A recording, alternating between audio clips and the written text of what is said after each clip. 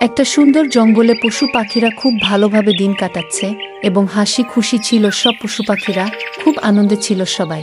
আর জঙ্গলে একটি চড়ুই পাখি ছিল, সে খুব গরিব, তার কোনো বাসা ছিল না, সেও জঙ্গলে খুশিতে থাকত। হঠাৎ একদিন বনের রাজা সিংহ সবাইকে বলছিল কালকে জঙ্গলে অনেক প্রচণ্ড ঝড় হবে, সবাইকে সতর্ক হওয়ার জন্য বলছে।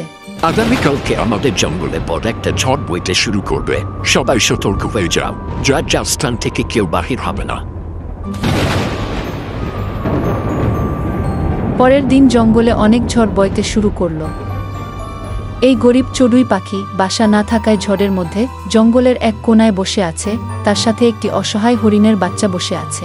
ছোট পাখিটা এই হরিণের বাচ্চাটাকে অনেক সাহায্য করল এবং তাকে আশ্রয় দেওয়ার জন্য একটি ছোট গাছের ডালের নিচে রাখল এবং ঝড় না কমা পর্যন্ত তার কাছে রল এবং ঝড় থামল, সে ভালো সুস্থ আছে। এবং অন্যদিকে জঙ্গলের রাজা সিংহ তাদের এই পরিস্থিতি দেখে সিংহ চড়ুই পাখিকে অনেক ভালো চোখে দেখল আর সবাই উৎসাহ দিতে থাকে।